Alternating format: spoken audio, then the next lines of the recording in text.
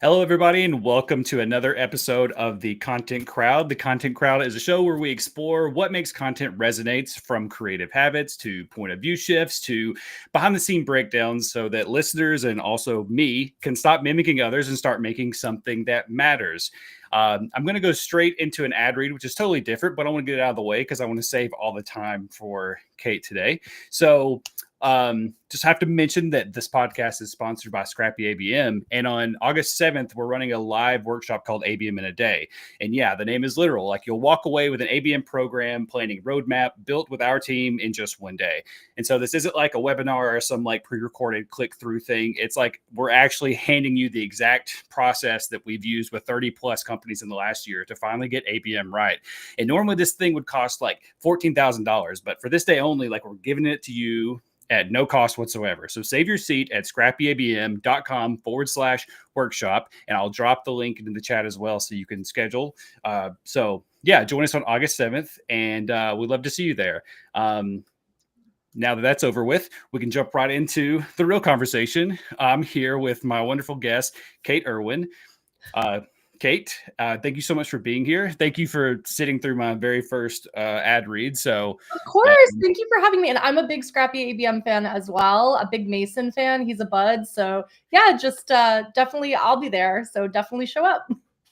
Yeah, I definitely think I'm glad you mentioned that, but it'll definitely be worth it. If not, if it's just listening to Mason and a few other Scrappy people talk for a whole day, if you can, I think it's pretty interesting. Mason might say otherwise, but I think it's a good fun time.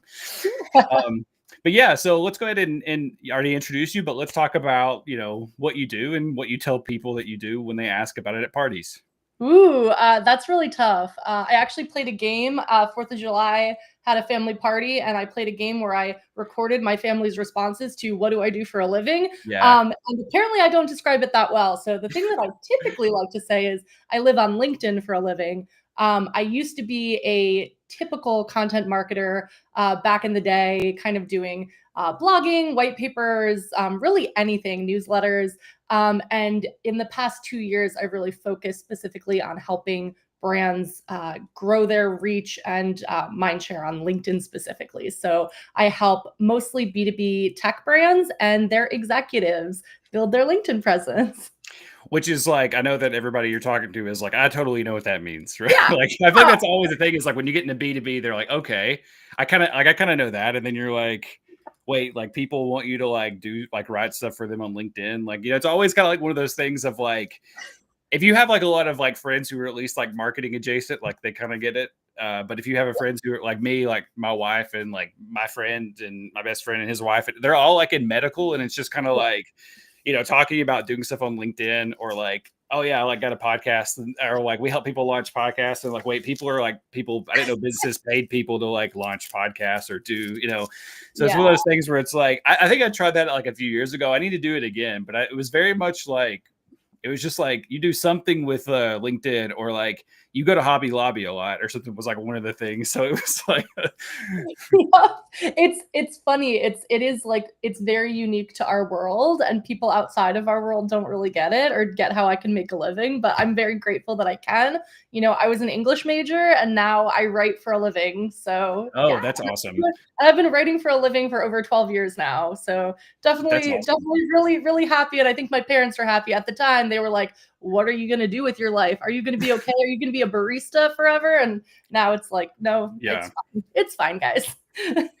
Yeah, it's kind of it's very interesting to think about like some of these things that maybe didn't exist like when we were in like high school or like college, when we were thinking about that. Like, I mean, podcasting was like up and coming, but I never would have imagined I would be like working in those kind of things. So I think it's like it's very like, well, I'm super grateful for what I do, obviously, but it's just very interesting thing. Like, I work in like a job that is hard to explain to like your grandparents or your parents. And then it's also like, some of this didn't really exist like, that long ago. So cool. Yeah. I feel like that's such a weird question to put in there, is like, cause it's just one of those things of like, we've got to have a simple way to explain it. And I know that nobody I really interview has a simple way of explaining what they do. So I kind of like that. No, but I usually try to be like as unpretentious about it as possible. Cause like at the end of the day, I am a writer first and foremost. I think LinkedIn is like, part cheerleader, part best friend, part sales, part marketing. But yeah. I try to say that too. I try to just say I mostly write. I just say I write a lot. That seems to be the easiest thing because when I get into like content strategy, they're like, I'm not even going to say that to anybody. Like, there's no one going to say content strategy to anybody. I would never say that to anyone outside of our field. Yeah, I said it to somebody who I thought would understand it, and they're like, "Oh, so you make like billboards or what?" And I was just like, "Yeah, that's true." Right. But that's interesting. So you went to school for writing? Is that okay?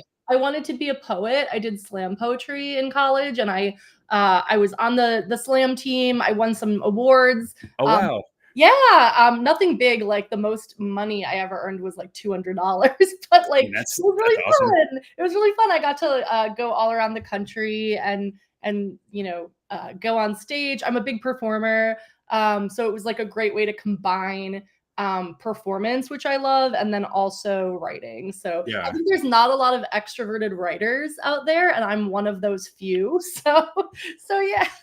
Yeah. Okay. That's an interesting point because I can definitely see that. When you say like extroverted writers, do you mean, I guess when we think of writers, like, do you think that a lot of like copywriters are also not very extroverted? Do you get that? Think, like, so at least in my career, like I don't know, like we always did, Myers-Briggs at work or other things, or there were like other versions of that test. And almost all the writers on the team were introverts. And I was always one of like maybe two people who was extroverted. And as far as I know, most of the people who were like me transitioned to video. For me, I was just like, I like video. I do it somewhat, but really for me, just social in general is my way of like combining interacting with people with writing. So yeah, that's awesome. And it's kind of funny. Like, I think it just hit me like yesterday when I was getting this episode ready. I was like, Ghost Megaphone is like such a cool name. And I was like, I really love when I was trying to come up with like business names for like my freelance stuff. Like I wanted something that was around like Ghost because I really like the branding of like, of Ghost, like the energy drink. And so I was kind of want to like copy like some of their stuff, but there's already like a Ghost like marketing and Ghost kind of things out there. So I didn't land on a name still. That's probably been like 4 years. I'm still just like, going by whatever. But then I realized yesterday, I was kind of like, oh, cause she's like a ghost writer. And that's what that means. I was just like, and it's funny because like, so I love the name of my company, but I would possibly change it. I started doing like mostly ghostwriting, and then I realized like ghostwriting is hard, man. And so now it's mostly an add-on to like existing packages. I start with a company page and then I add on executives, but like working with executives, I gotta say, like super hard. They don't have a lot of time. They have like high standards. So it's like, you got to price yourself right. Like to any ghostwriters out there who are like, how do I price myself? I would say the answer is higher, more money. Because it's always going to be like really, really in-depth work. But Okay, so that's super interesting. I know this is going out of our the normal conversation, but I love like the advice, like you're giving some advice out to people who either currently ghostwriting or want to become ghostwriters, and I'm interested in that as well. Like, so what would be, you're talking about how ghostwriting is so. What's the difference in I guess like you're writing for an executive or a CEO or something like that, and then also writing for the company page? Is it like writing for a company page? Is that also ghostwriting, or is that more like? I mean, I would just consider that just like regular social media marketing. Okay. But I would say like the key is like ghostwriting is more about like getting that particular person's voice versus like social media management. And I will also say that companies are a lot less nitpicky about like what goes on the brand account than what comes out of their executive's mouth. Like, and not just the executive in question. Like sometimes there's a whole team involved. I know that back when I started ghostwriting, I was working at TCG Player.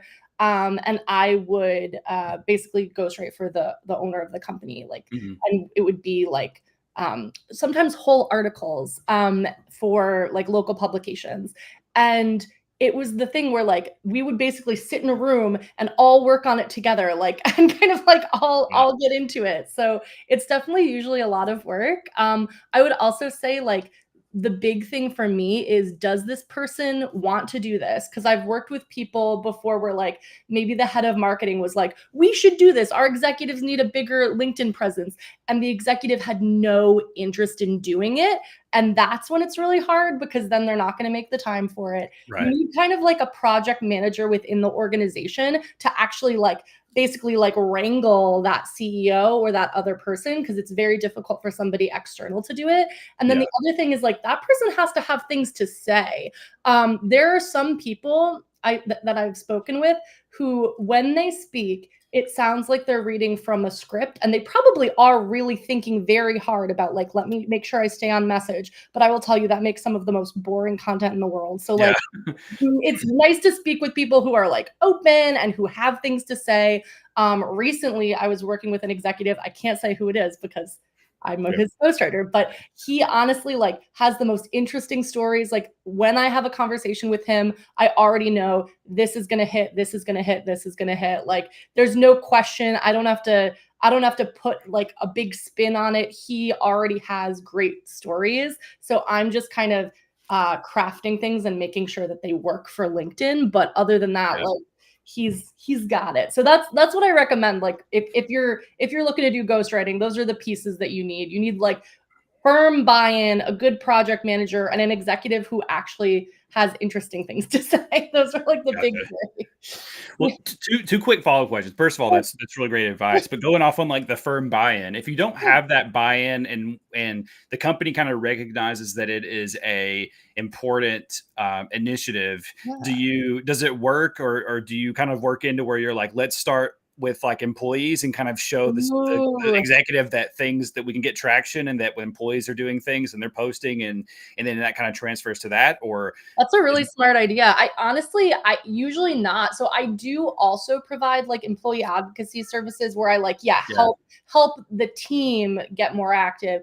But no, I don't think I've ever like used that to sell into an exec, which I think is a really good idea. That's a I really was actually just kind of validating, because I had a meeting with somebody and we were kind of talking about the same thing, and I was like, we want the exec to do it. They don't have time. They're not going to put the effort into it. And I was just kind of wondering, like, what if we get like one or two of the employees to really be involved, and then all the CEO has to do is just share it, just like share the post for a while, and then they start seeing how important it is. And it also kind of takes some of the heat off the CEO, that the people within are also active and sort of, being their own not thought leaders, but they're kind of putting their own thoughts out there, and it kind of lets other people see that the entire company is kind of full of like experts. I love that. I think that's a great idea, because honestly, getting that buy-in is sometimes hard. There are some people, for me personally, and this is just because I always have too much work, knock on wood. It's like a really good problem to have. I always have too much work. So like I want the difficult part of my job to not necessarily be the selling part. That's just not my thing. Yeah. Like I don't want to have to like sell people on the value of what I do all the time. Yeah. I want to just like be able to focus my energy on doing a really good job, and then like iterating on like the strategy that I've come up with. But I totally get it. Like I think sometimes people do need that proof. And I guess like my whole strategy is just like trying to get people to understand that at scale, because I'm a content girly. Like I don't want to have those one-on-one sales conversations. I want to be like shouting, from the rooftops, like, this is why this matters. Here are these examples, and like sharing those stories in a way that I get like a lot of inbound requests. So that's usually my kind of strategy, but it's also tough, because like, those CEOs really need to be bought in. Right. Okay. That's super good advice. And like you mentioned like earlier, that one of the part is like one of like the biggest parts is like getting the CEO's voice and really sounding like that person. And which I thought that was kind of interesting, because I would have gone into that thinking that like the company page and like the CEO voice would like match in some way. But you're saying that's kind of like they're not like exclusively, like they're not mutually exclusive there. Yeah. And I think they should be different. Like I think usually, and it depends on the company, but usually the company page is a little bit more buttoned up. It also depends entirely because, like, okay, here's an example. I used to create social content for Chili Piper. Chili Piper's company page could be really unhinged, really edgy, totally bananas. But then I also work for companies like Therapass that are like compliance and very like, since their product is compliance automation, it's like you have to be a little bit more buttoned up and professional. But the CEO there, and I don't write her posts, but she on her own, she can say things that are a little bit edgy on her own, just to make sure that and again, like that's her perspective, and that's coming from her, not necessarily the company. Obviously she represents the company, but yeah, she has kind of her own thing. And the way that I make sure that I get an executive's voice is just sitting down in an interview with them whenever possible, listening to if they're on podcasts, things like that. And the other thing that is just reading what they write. But I will tell you, a lot of people are not good writers. So I don't necessarily want to mimic their writing style. I kind of try to mimic their speaking style, but then like obviously change things so that they sound more cohesive and, it's like the thoughts are a little bit more focused, but for the most part, that's kind of my plan. Wow. Okay. Thank you. This has been like, I mean, the first 15 minutes of this have been like a master class, like a mini master class in like becoming a ghostwriter. That is awesome. Thank you so much for sharing so freely. Of course. The whole purpose of this, like, and I think I probably mentioned this on every episode, but the purpose of this podcast is like, I'm interviewing people who are way more talented and knowledgeable than I am, and I can ask sort of all these like questions, and hopefully there's somebody else out there that's like, hey, I was thinking that same thing, and we can get all the good. I think it's brilliant. I've actually considered, and I might tap you for information later, I've considered doing a similar thing, because like while I'm not like an expert at podcasts at all, I want to have more conversations with people who know about great content, and like totally love it. Totally love what you're doing. Well, it seems like it would also aid a little bit in trying to get the voice of the CEO. Like if you can get them to come on and do this for like, this, setting this up and including like the actual conversation we're having. If the conversation goes an hour, it takes me like an hour and a half a week to like kind of do everything, and obviously like I could do some more promotion or whatever, but I'm just scheduling and making the graphic and scheduling the whatever. And then we go in here and talk. And like, so I think like, I feel like that'd be a pretty easy sell for a busy CEO if you could maybe get an hour. Yeah, if I can just get an hour of their time. Yeah. No, I think that's a really good idea. And then it would just be like, but it's a secret that I'm writing for them. But it's not a secret that we spoke on this podcast. Yeah. That's true. I mean, you don't have to tell them. You don't have to figure it out. I think you just like set it up as like, I'm not the ghostwriter. I'm just like a podcast host, and I'm just like handling it. Innocuous. Yeah. That's awesome. I love that. So we've talked about all the ins and outs of creating content for companies and being a ghostwriter. And so leads me to my next question, which is like, what is one philosophy or rule that you kind of swear by when it comes to creating? Ooh, so social. And I know for the most part, a lot of brand people and content people are like, we need to fit things within these specific guidelines, within this specific strategy. Things have to be buttoned up. I am much more like, social media is your testing ground. It's the only place where you get an instant reaction from your audience, I guess, except for maybe webinars or live streams like this. You also get instant feedback, but like you're getting this instant feedback and reaction from the people that you care about. And the cool thing is, if a post flops, there's a good chance nobody sees it or remembers it. The reach is going to be low. It's very low risk. And then you can just like really rebound from that pretty easily. Obviously you don't want a bunch of flops. Like you don't want your strategy to be like so sporadic and crazy that that it doesn't feel cohesive, or that like things come from your brand that feel like totally out of left field. But you can also be a little bit weirder and less rigid about your brand on social than you can maybe like on your blog or website or in a press release, or like these more like formal channels. And that's really why I love social so much, is that you really can be weird. And in fact, even in B2B, even on LinkedIn.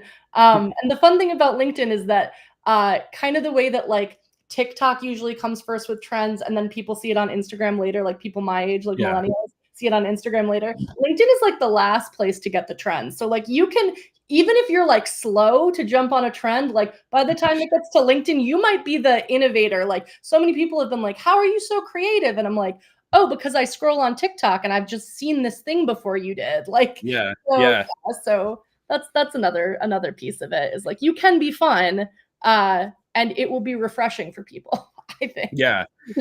That's such a good piece of advice because like you said, like you can throw something out there. I mean, I posted something yesterday, they got like 23 impressions. Like, I was like, okay, well that was clearly not as funny as I thought it was. Like I thought, I really thought that was funny, and it wasn't. So you know what? Like nobody will probably ever see it. And it doesn't, as long as you're not like I always say, like, and I use humor a lot, and I always say like same regular comedy rules, like just don't punch down, down, and you can say pretty much anything.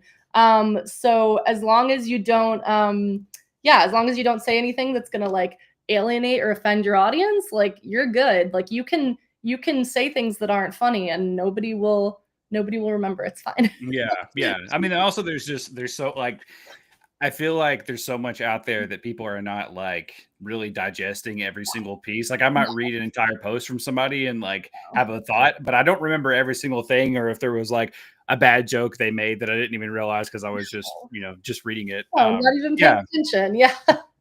Do you recommend like is LinkedIn like the first social media like playground? Should people like, I mean, B2B companies especially, should they be trying things on like, which I think we should, but is there an order of like try it on Facebook first, and after you get sort of like this audience, and then or how do you recommend sort of segmenting where things go? Yeah, so for me, like I pretty much just do LinkedIn. Like at this point, like Twitter, X is like, unless you've already built something there, it's really hard to build.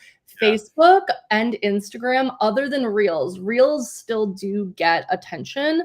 So usually I would say like if you have vertical videos like worth a shot, put them over there.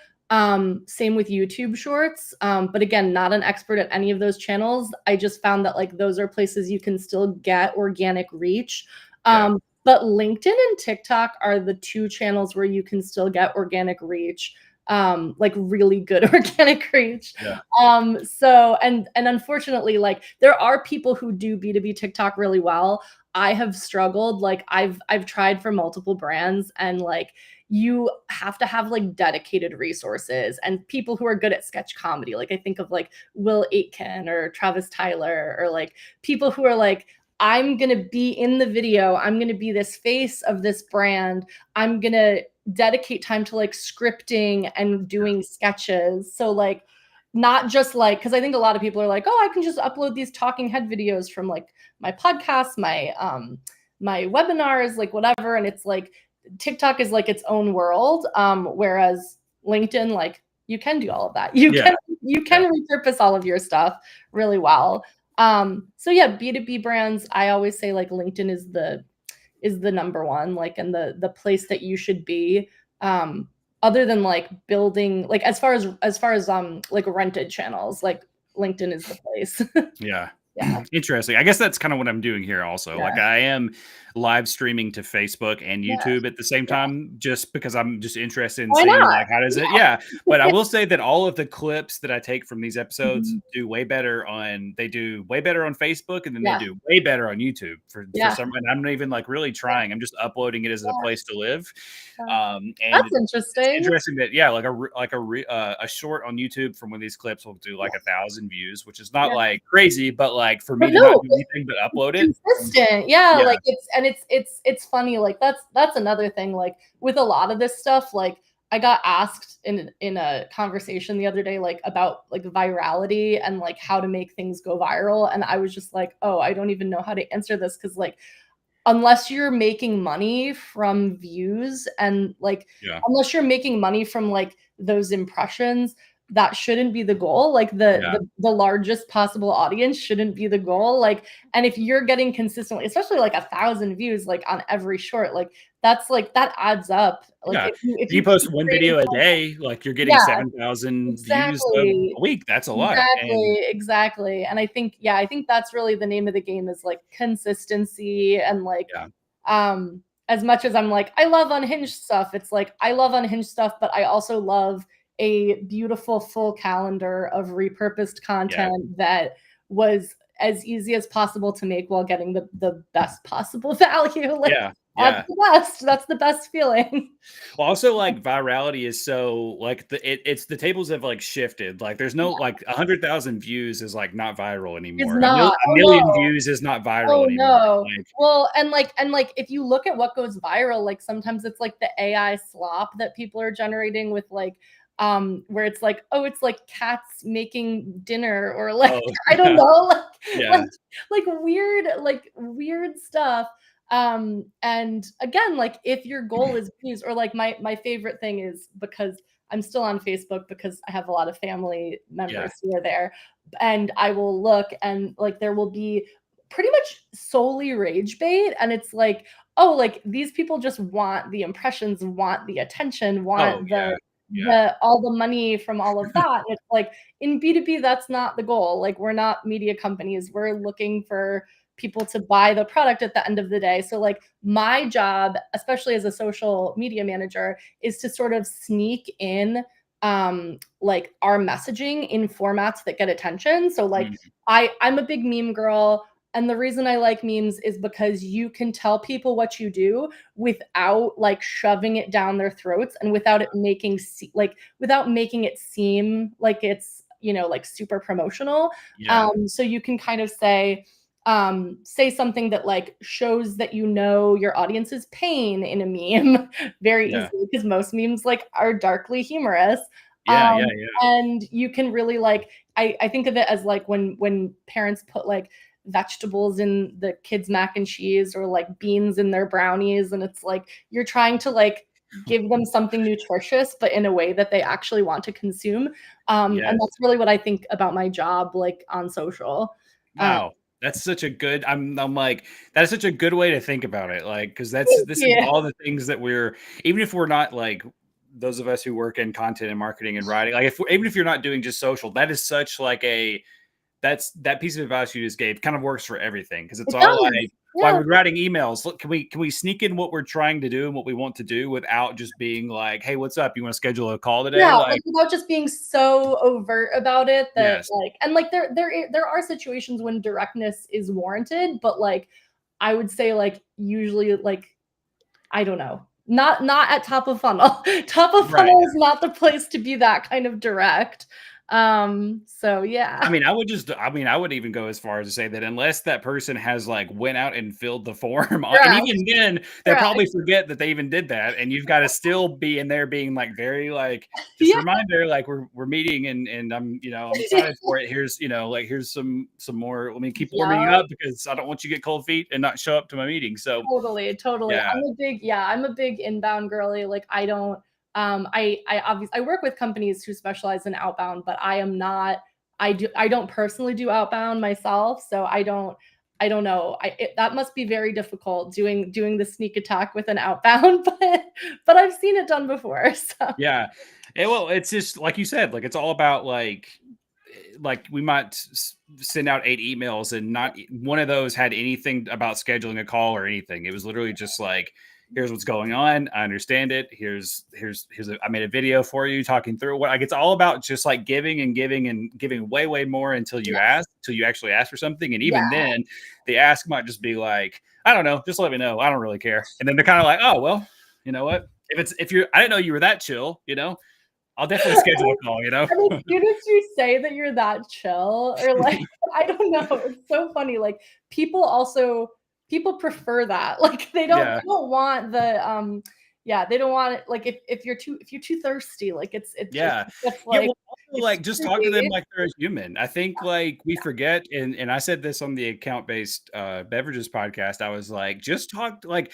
I go through and we'll read like emails that have been written in the past, and they're like, hey, like I'm going to write a new sequence for somebody. Well, let me see what you've said in the past. And I'm like, you do know there's a person reading this, right? Like this is not like you're putting in your order at like a kiosk at a McDonald's or something. Like this is an actual person that you've got to like talk to and like, no wonder you haven't got any responses and all these unsubscribes. Like there's a human on the other side. Like, you've got to be chill about it. Just like sneak in there and say, hey, like they visited your website once. They're not like, they're not. That too. Oh my gosh, my heart. Like so when I did like more traditional content marketing and like ebook, like wrote ebooks, stuff like that.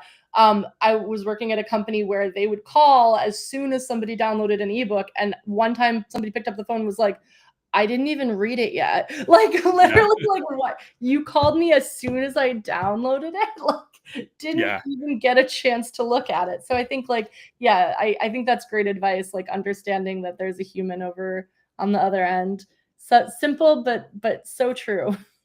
It works. I mean, I don't want to brag on myself, but it does work. It like works. just talk, just talk to somebody like there's a real person. Just being a person.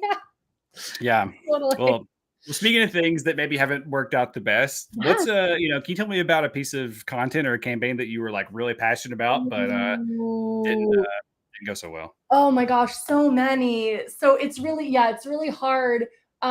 So it's hard to think about like an exact, because I feel like a lot of my posts are like kind of like one-offs, and I flop all the time. Like I will tell you, I make a good living. I do good work for my clients. My posts flop all the time.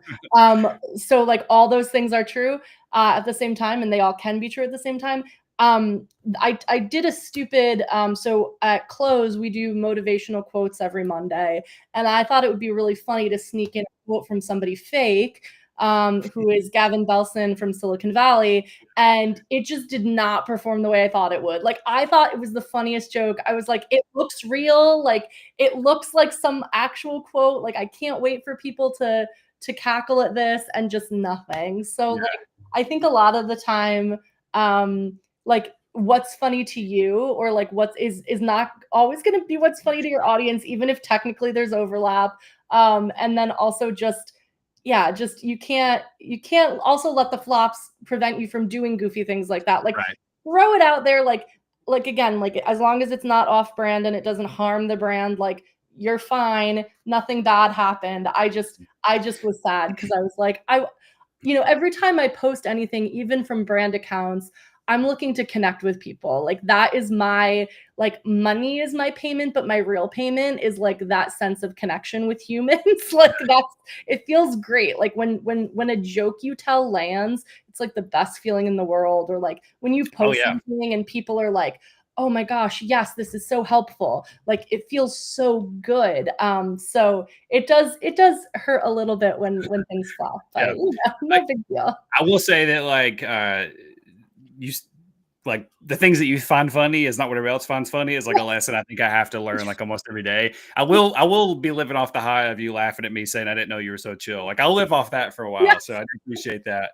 But it is I'm like interested. I wonder like why that quote didn't, because you would think that like, although if you would have did like the Wayne Gretzky, Michael Scott thing, like it probably would have landed. That was too simple. That's too easy though. Like that's what I thought. But sometimes it's also funny. Sometimes what's too easy actually does work too. Like, because every time, so a good example is like, I use a lot of like GIFs online, like a lot of like, just again, like I like to sort of sneak in instead of just giving like a post that's like, here's a playbook. I like kind of like, maybe doing a GIF of like somebody's reaction to like a cold email and then doing the playbook. And if I use Michael Scott, great, it does great. So there's some things like that where like, maybe it's a little too niche. And I think because I live in this tech bubble where like, I'm like, oh, everybody loves Silicon Valley. It's like everybody's favorite show. Every web developer puts Silicon Valley Easter eggs on their homepage. I'm like, all the brands I work for already have all these jokes on their website that are like hiding in there. but it's like, no, that's more like the tech people that think that's funny. Interesting. Yeah, you would think that would have. Yeah, which I've never seen Silicon Oh Valley, my so gosh, you should see right. it. It's so accurate. It's so accurate. There's this one quote that I love. This isn't the quote that I used, but the one guy who's supposed to be like the CEO of Google in this world, like essentially the equivalent of that. And he says, I don't want to live in a world where where other people are making the world a better place better than we are. And it's so funny because it's like there's always this rhetoric in tech that's like very grandiose and like, Yeah, oh, we're yeah. like changing everything and changing the world. And it's like he just is such a perfect character because he's like, I want the world to be a better place, but only if I am the king of the world. Yeah. Like only if I'm the king of the world. Like not, yeah. So anyway, it's such a good show. Highly recommend. Highly. It's been around for a long time, right? Yeah, Like 10 it's years? really old. It's Okay. really old. I'm Yeah. far behind. It's like if I started watching Breaking Bad right now, it would be really, like, ooh, yeah, it's really old. No. Yeah, I'm on like my third rewatch now. So it's okay, very, very good. okay. Well, we'll plug that. Like Good, definitely, good. Yeah. Silicon Valley. Um, yeah, I probably need to be more into, and I'm probably gonna offend and segment a lot of my audience, but I don't watch Ted Lasso, and I also don't get like I know, I'm sorry. That's I've okay. watched. I think I've watched like 3 or 4 episodes on a plane, whatever episodes were available on a plane, and that's all I've ever seen. So I am. It's funny. I was wondering what you were gonna say after like that you were gonna offend your audience, and then you said Ted Lasso, and I was like, oh my god, no, because it's Ted Lasso is such like a universally beloved show, and like the character is so beloved. Yeah, I don't hate it. I just have never watched it, and after I got off the plane, I never had the desire to watch the rest of it. So, yeah, I don't know. But again, that's like one of those things. Like the things I like are not what everybody else likes. Not always. No. And I think that's part of it too, is like I try to stay up on cultural trends, even if they don't like apply to me, if they apply to my audience. I think one of the things that I struggle with is especially like working with so many sales tech companies, some of their brand voices skew a little masculine, some of their brand references skew a little masculine. So I have to just educate myself on things that I normally wouldn't like be into or watch. You just have to go watch like 100 Old Spice commercials. Yeah, pretty much. Like this is what men like, right? Yeah. But like, yeah, like what is, yeah, like kind of like focus more on, yeah, not just the jokes I think are funny, but like what does this particular subset of an audience? And it's funny too, because like not even every sales tech company I work for has the same demographic breakdown of their audience. Like even if they technically sell into like similar accounts or like similar, like what hits for the brand is sometimes very, very different. Yeah. Yeah.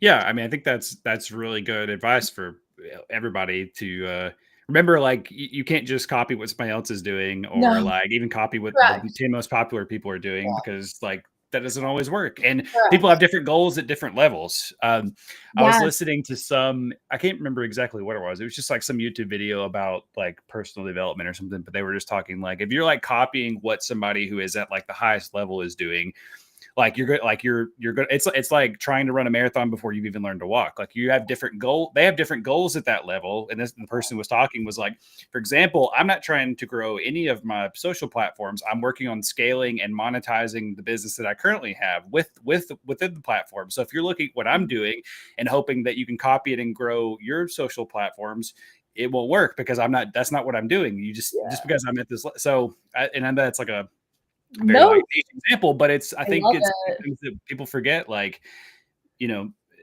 at every level, somebody's like, this is what this person is doing, so we should do something like that. Instead, it's like, we don't even know what they're like. Does that match our goals? We don't even know what they're trying to accomplish. Ooh, I love that. I love that so much. And I don't know why I haven't like used that as an argument before. And I'm gonna steal it, because like for a while, so back in the day, the big one was Gong, and everybody would be like, hey, can't we be more like Gong? Can't we do this? Can't we do that? And my argument was always like, their ARR is like a billion times higher than ours, and their resources are greater. So like if we can't, so like one of the great things about their content is that they have so much original data that they take like from their own product, that they use that in their content.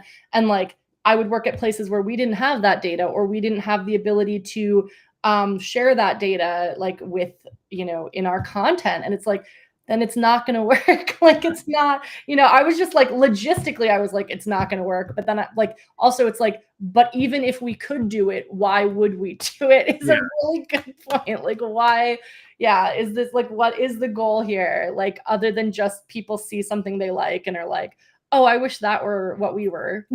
Yeah. Well, it's like you see, because they saw it, it means that like other people are seeing it and you liked it. And I want to do that too. And it's kind of like, you know, it happens to all of us. It's why I don't have like a website, because I can't like finish making mine because I'm looking at what other people's looks like. And I'm like, oh, I like theirs now. And I want to like make mine look like that now. And then I don't even have a name yet. I keep thinking of cool names. I wanted to use your name, but you already had it. So like, I gotta, you know, figure out something else. Yep. Yeah. And I think, no, that's, I don't know, with stuff like that, I just try to make small decisions and then like, just continue to, I change my mind all the time. Like, it's, you know, and that's fine too.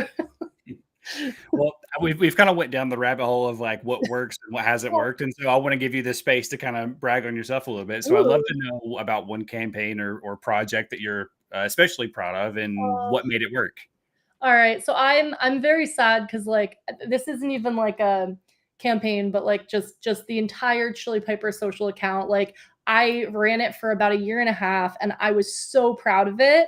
And there are a few things that made it work really well. One was that the entire team was behind social. So like I wasn't on this island even as a fractional person. You know, I was working with them for 10 hours a week, which sounds like a lot of time, is not a lot of time at all. To get content out every day, to have creative ideas, to be at team meetings. Like it's not a lot of time.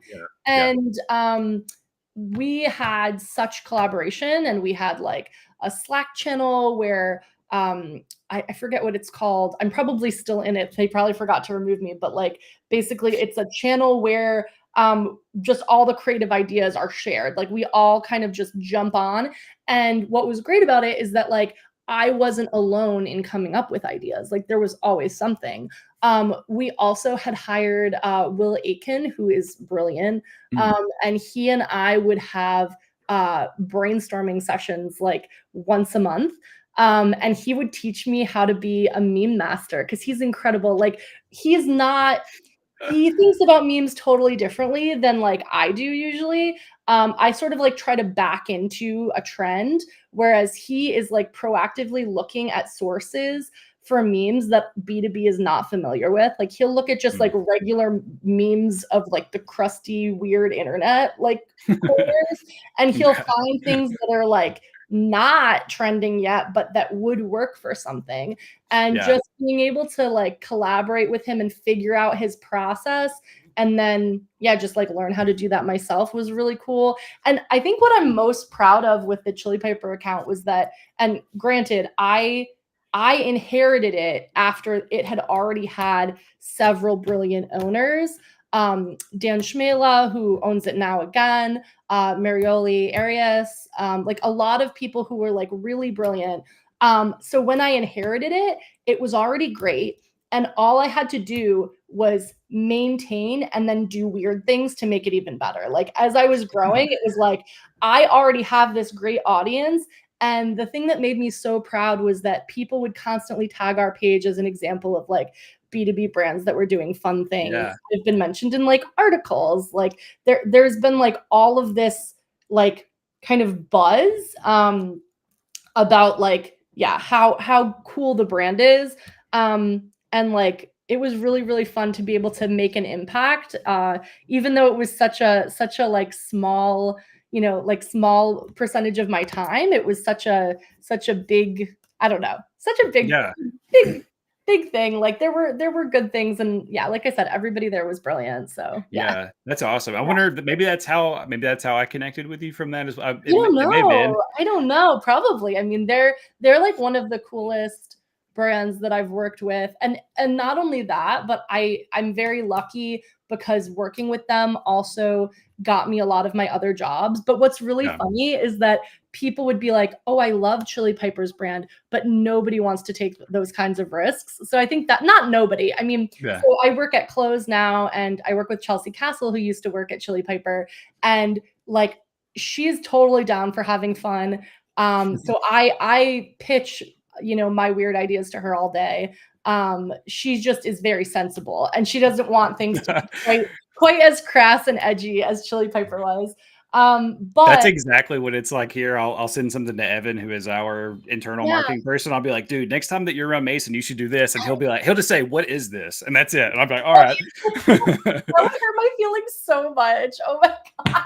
What is that? Yeah, Evan's usually my testing ground for something, and he'll just be like, you've got to explain that one to me. I don't know. For sure. And I think like it's always nice to have those people to kind of say, like, to kind of let you know where the line is, let you know what makes sense. But yeah, it was I don't know if you've seen it, but it's the video. I've seen it used in much different templates where it's like you're like pretending to walk by somebody and you bump into them, and the person's like, if you bump into me again, I'll tell you I'll let you know who I am, or something like that. Yeah. And they bump into him and they turn around and they're holding like a dog, and they're like, we adopt, you know, dog or whatever. Like, and I sent that to Evan. I think it'd be awesome if you did that with Mason, you know, but I don't know. We'll see. Maybe you want to. Yeah, I'll have to. Yeah, we'll have to see next time we're all together if we can do that. So, but that's awesome, and I think it's also really incredible because I just mentioned that I can't remember how that we've connected. I just have known you from seeing, like, I see your posts all the time, and I believe I usually try to engage with them if I don't show my appreciation. But I think it's just very like impressive that you've, like, as a ghostwriter, I mean, you're kind of relatively unknown in a way because you're not the face of anything, but you've been able to make a career out of it, but also like you have your own brand, you know, that is also carrying a lot of that. And I think that's also really cool. And also just a reminder for us that having your own personal brand is super important because you're not always the face or going to be asked to be the face of something. Correct. Oh yeah, you have to. And it's, I think a lot of people aren't comfortable bragging. Like, and I think that's the thing. Like, I'm an only child. I'm a performer. I'm a karaoke DJ in my free time. Like, I am a loud and proud person. So I'm very much like, oh, I'll tell you about all my accomplishments. Like, don't worry, I'll tell you. And like, I hope that it doesn't always come off as bragging because like usually it's not just me. So I make sure to shout out all the people that helped me with things. Because like I don't work on my own in a silo. But I'm not afraid to talk about like what I do all the time. And sometimes that's all it takes. Like at the beginning of this year, I posted like a couple of times about things I was working on and got so many inbound messages because it was like, oh, beginning of the year. And sometimes people are just like, oh, we need this. Oh, we saw this person talking about this thing and these are the brands she works with. We like those brands. Okay, let's like message her. And so like I don't know. It never Never. Yeah. Just talk about what you do. Just talk about it. Yeah. Self-advocacy is super important. Yeah. Baseline. That's how I got this job. That's how I worked for Scrappy again. I literally, like, I mean, I was already friends with Mason already, so that helps. But like, I had just posted on like LinkedIn. I was like, hey, like, you know, Chris, like the November, December was like the holidays are coming up. If you've got some projects you want to wrap up by the end of the year, let me know. And I think like that was a Mason investment. He's like, dude, would you be willing to help me like do a few things? I love that. I was just like, yeah. And I mean, I've had that with other, like, you know, I've heard this bit of advice and I think people like often brush it off because it sounds too easy. Because it's like, if you have past clients, reach out to them again and ask. And I think I thought that too, like, oh, well, if they need me, they'll reach back out. But I just did that one time. Like, when I was doing freelance stuff all the time, I just reached out to a client and I was just like, hey, like, I know that you are doing this, but I've gone full-time freelance now. So if you have more, and they're like, yeah, actually we have like 4 accounts that we would love to have you like work on. And I was just like, well, there you go. Like that was like an entire year's worth of work by just reaching out to one person. So yes, I think we should be better about self-advocacy. Yeah, definitely. I like that a lot. And then also just like the power of asking and the power of just putting it out there. Like, hey, this is something I'm looking for. And and it can really work. And like, yeah, you're not going to get it if you don't ask. So, Yeah, and a that's lot of true. people need help. A lot of people need help. And that's I think why like I don't really get bummed out about like rejection or about anything like that, because there's always like so many people who need my help. And like Yeah. the minute that it doesn't feel like it's aligned, I'm like, oh, that's okay. Like, or I'll usually proactively leave. Yeah. But at the same time, I'm like, that's fine. Like if it worked at one point and now it's not, it's a different need. Because especially with a lot of the companies I work with, usually like who's in charge changes several times. Like there will be like weird turnover and promotions, and like just it gets to the point where like usually I'm not even reporting into the person that originally hired me. Yeah.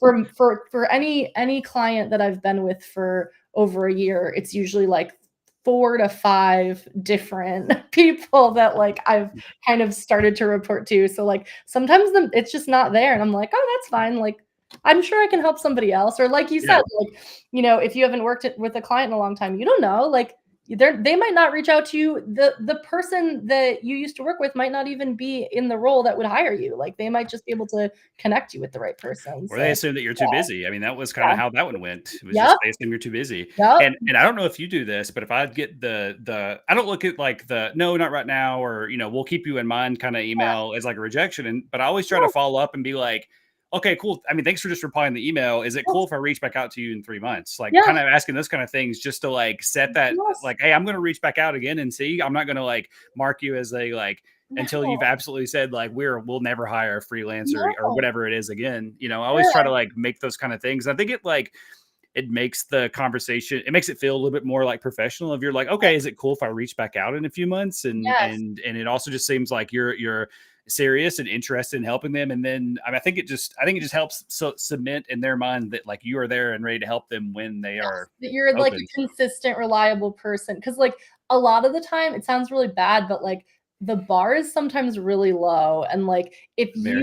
if you have a skill and you are reliable and you communicate well, like sometimes that's all it is. Like it's that simple. But yeah, like to your point, close was like that for me. Like we talked earlier in the year, they basically just like things changed at the organization, and they were like, oh, we actually aren't going to start this initiative right now, so like we'll let you know later. Or like I thought it was a no. Like I think Chelsea said something like, oh, we're going to do this internally. And Yeah. then a few months later she was like, hey, so do you have availability still? Like, and I'm like, I do for you. And I was like, anything for you, girl, because she's brilliant. She's like one of the I always try to work with people also who are like super smart, who I can kind of like just like learn a lot from, even as I'm like bringing my own skills as a consultant. I also just want to be always learning. So yeah, she was one of those people where I was like, I am so glad that this was not an unofficial closed loss. That Yeah. this was like, Yeah. this Yeah. was just it ended up just being a not right now. And yeah, it's super fun. It's where I put all my wacky Chili Piper energy now. So Yeah. That's and awesome. yeah. Yeah. I love you said it's not a closed loss. It's just like a not right now. And I think that's also like one of Yeah, the things people get hung up on is like a not right now is like can sometimes just be like a can we talk later? And it's like important yeah, to keep that going. Like obviously not annoy them, but just be like, cool, is not right now mean in 3 months I can check back in? Like, or you've got a different I mean, also like you've got a different budget or you've got something else going on. Like I yeah, think it's important to not fully like ever, and if you do mark somebody close loss, like at least know why so that you yes, have intention for if you have a new offer or you have a new ability or something you can bring yeah, back up and be like, I know that you didn't want to work because we didn't offer video, but now we do you yeah, want to can we have a conversation again? So I exactly, think it's important to not exactly. ever try and just completely just mark somebody off just because No. they've said not right now. No, and um, you never know who you're gonna work with. Like it's actually funny, the number of people I interviewed with like years ago, like years, like 2021, 2022, who didn't accept me for those jobs, but have hired me since, like fractionally, like mhm. I think 4 or 5 people. So like Wow. it's not. I think a lot of the time it really is a not right now, and it's not I think, sometimes people, I think, take rejections like that very personally. And it's like, it might just be that you don't have the right skill set or the right expertise right now. It might just be like, for some of those cases, it might just be that I needed too much money for a full-time role, but they could afford me fractionally, right? So like some of that, like you never know. Yeah. Keep those relationships going. Don't be pissed off, and Yeah. don't Absolutely. don't shoot yourself in the foot because you quit too early. Like Yeah. it's not like I don't know. It's It's not that deep. Sometimes it really is. Yeah. not that deep. Yeah. Well, Especially for us, because it's not, we're not saving lives. So it's like, yeah. Yeah. It's kind of like, all right, well, it's just, I mean, it was just an email that it's not didn't right get, now. yeah, it's all Yeah. good. Yeah. They Totally. probably didn't, honestly, they were probably like in the middle of eating lunch and they were just like, I'll do it later. Like, I'll deal with it later. So, we've all been there. Exactly.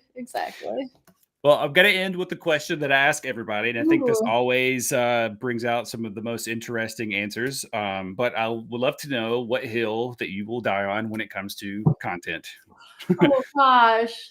Oh gosh. And I think I already said my answer for this. Yeah, I think we've gone in and out of Gone in and this. out of it, but like I like test the weird thing. Like don't you know don't be afraid to try things that are different.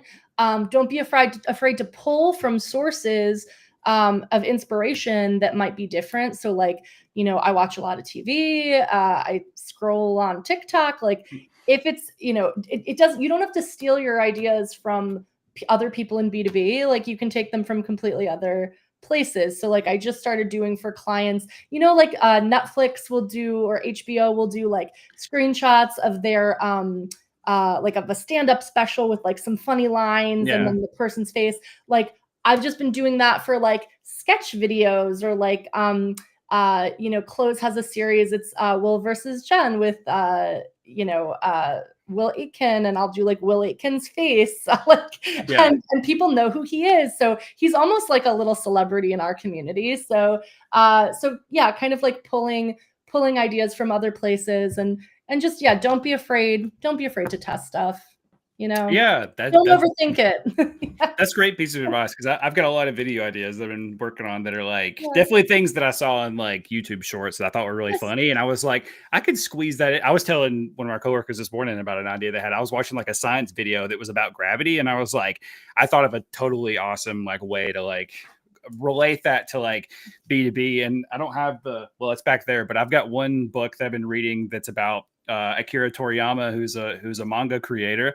And every time I'll read like through, I'll just like take a picture and be like, this is a really good thing that I can put on LinkedIn. And so I actually went and got another, like, it's like a super big, it's like a novel written in like manga style by the artist. And I'm like, I could probably like read through this and find some really good inspiration for stuff. Cause a lot of it is like, I put out like 10,000 comics and nobody liked them, but the 10,001 somebody really liked, and that's how it became famous. And it was like one of those things. So it's like there's all kinds of like inspiration for things like all over the place that you can make. And I know that kind of like sounds kind of annoying. It's like everything is like I'm going to turn everything into content, but really, if you were like trying to be a creator, like you've got to pull from everywhere. You can't just read like a bunch of business books and regurgitate those things. You got to find it in weird like science videos, or you got to find it in like the music that you like, or in memes that you create, or whatever, some weird collectible thing you have. Like there's all kinds of ways to do that without, and then you come out seem like the most creative person out there just because you decided to step out of the LinkedIn box, for nothing. So I am like a singer. So I a while ago, I made these videos where I got these really terrible cold emails, and I sang the cold emails. And that's how a lot of people got to know me. That was like a few years ago, and some people still bring it up to me. And so like, I think also just like take whatever weird skills you have that might not be marketing and use those to, to kind of get that kind of attention. Cause it's awesome. weird. People just need, we're all just people. Share share who Yeah. you are, be yourself. Like, Did you have you seen the ones where people read like Craigslist like messages? They like sing like or like Facebook Marketplace messages. Oh my God, no, but I have to look that up because Uh, Facebook Marketplace I'm obsessed with, first I of am all. too. I I'm spend like all obsessed with day it. like I have the worst luck on Marketplace too. Like Really? I would just like people like I'm always just wondering like do these people have they never communicated with another person before? They Like never I'm have, just like correct, yeah. that's all I Oh, yeah, always the think. people if you sell stuff on there, the number of people who reach out to you who are not interested and they are just Yes. tire kickers, but Yes. for your junk. I know we got I have a bad rule. It's kind of rude, but I will set up a time for two people to meet to buy something yes, because I know one person will just never show up, and it they'll works every bail. time. It works No, every time. they'll bail. No, no, Yeah, no. It's not even. You will always only get the one. Like it's yeah, just it's weird. That makes a lot of sense. yeah. Yeah, that's funny. Well, thank you so much for coming on. I know we're at the top of the. I'm honestly my very first question. I forgot to ask it was do people like make Steve Irwin jokes to you all the time? Is that like a Yes. common So thing? I have to, yes, and I also have to always say Irwin with an E. Like every time that like if I'm like going to vote and they're like, "What's your name?" or like I'm going wherever, I have to always say Irwin with an E because otherwise people do not know. I usually get the like Rick Grimes thing, and I have to be like, he's not real, right? Like I'm a real person. He's not a real. That's a fictional character. that's But anyway, that's thank you so amazing. much for being here, Oh my and thank you God. everybody else for joining in. I hope you guys found as much value and entertainment from my interview with Kate as I did. I'm already like thinking like I've got to have her on again because I've got so many other questions I want to Oh ask. And yeah, so ask me all the questions. thank you for coming on and freely sharing and giving us all like a little piece of your day. Yeah. We all appreciate it. I know I do. So Of thank you so course. much.